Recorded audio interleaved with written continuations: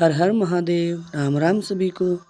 प्यारे भक्तजनों, आज हम भगवान श्री हरि के कमठ अर्थात कच्छप अवतार की कथा का श्रवण करेंगे।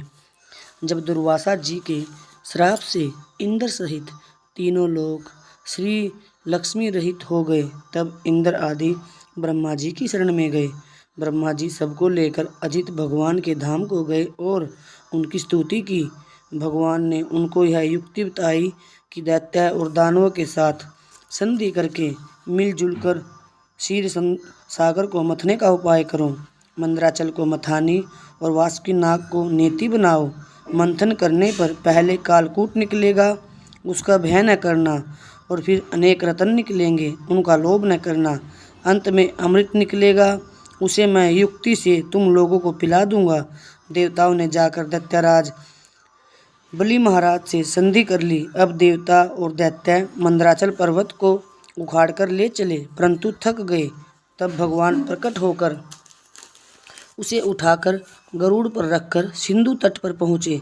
वासुकी अमृत के लोभ से रस्सी बने। जब समुद्र मंथन होने लगा, तब बड़े बड़े देवता और असुरों के पकड़े रहने पर भी अपने भार की अधिकता और नीचे कोई आधार न होने के कारण मंदराचल पर्वत समुद्र में डूबने लगा। इस प्रकार अपना सब करा कराया मिट्टी में मिलते देखकर उन सब का मन टूट गया। उस समय भगवान ने यह देखकर कि यह सब विघ्न राज गणेश जी की करतूत है, उन्होंने हंसकर कहा, सब कार्यों के प्रारंभ में गणेश जी की पूजा करनी चाहिए। सो तो हम लोगों ने बिल्कुल भुला दिया। बिना उनकी पूजा के कार्य सिद्ध होता नहीं दिखता। अब उन्हीं की पूजा करनी चाहिए। लीला में भगवान की लीला है, वे स्वयं सर्वसमर्थ हैं, परंतु कार्य आरंभ में गणेश जी की अगर पूजा की मर्यादा जो बांध रखी है, उसका पालन करने के लिए जब देवताओं और दैत्यों को यह परामर्श दिया, तो सभी लोग उधर श्री गणेश जी की पूजा में लगे। इधर भगवान ने तुरंत अत्यंत विशाल एवं विचित्र कच्छप का रूप धारण कर समुद्र में प्रवेश करके अपनी 1,00,000 योजन वाली पीठ पर मंदराचल को ऊपर उठा लिया। तब देवता और दैत्य फिर बड़े वेग से समुद्र को मथने लगे। भगवान कच्छप रूप से मंदराचल को धारण किए हुए थे, विष्णु रूप से देवताओं के साथ साथ रहे थे।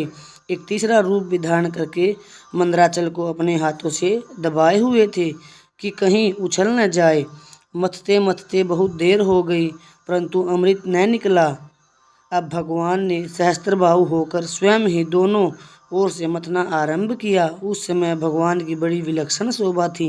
ब्रह्मा, भगवान शिव, सनकादि जय जयकार करते हुए आकाश मंडल से पुष्पों की वर्षा कर रहे थे।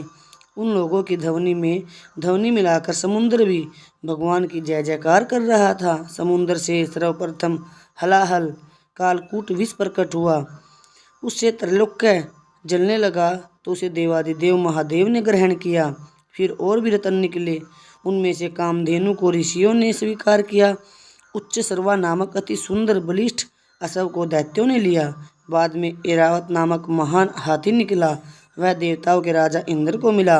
कौस्तुभ मणि के प्रति सभी लालित थे, उसे भगवान ने अपने कंठ में धारण कर लिया। कल्प वृक्ष बिना किसी की अपेक्षा किए स्वर्ग में चला गया। अप्सराएं भी स्वेच्छा से स्वर्ग को ही प्रस्थान कर गई। भगवती लक्ष्मी ने अपनी ओर से उदासीन रहने पर भी सर्वगुण संपन्न भगवान विष्णु का वर्ण किया। वारुणी देवी को दैत्यों ने बड़े चाव से लिया। धनुष तो किसी से उठ ही नहीं रहा था, तब भगवान विष्णु ने उसे धारण किया। चंद्रमा को अनंत आकाश विचरने के लिए दिया गया। दिव्य शंख को भगवान ने स्वीकार किया। अंत में अमृत कलश हाथ में लिए हुए प्रकट हुए धन्वंतरी जी महाराज। दैत्यों ने उनसे अमृत कलश छीन लिया। देवता उदास हो गए।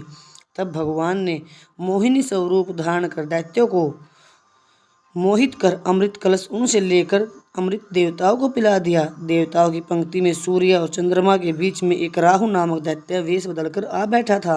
उसे अमृत पिलाया ही जा रहा था कि चंद्रमा और सूर्य ने बतला दिया, और तुरंत ही भगवान के चक्कर ने उसका सिर धड़ से अलग कर दिया। परंतु कुछ अमृत उसे मिल चुका था, अतः सिर कटने पर भी मरा नहीं, इसलिए उसे घरों में स्थान दिया गया। राहु अब भी सूर्य चंद्रमा से बदला लेने के लिए उनके पर्व अमावस्या और पूर्णिमा पर आक्रमण करता है। जिसे ग्रहण कहते हैं। देवताओं ने अमृत पी ही लिया था, भगवान का आश्रय था ही, अतः अब की बार संग्राम में विजय देवताओं की हुई। प्यारे भक्तजनों, आप सभी ने भगवान श्री हरि के कच्छप अवतार की कथा का श्रवण किया। अगर आप सभी को भगवान की यह कथा अच्छी लगी तो चैनल को सब्सक्राइब करें। आप सभी ने अपना कीमती समय देकर इस कथा को सुना, उसके लिए आप सभी का कोटि कोटि धन्यवाद। हर हर महादेव। राम राम सभी को।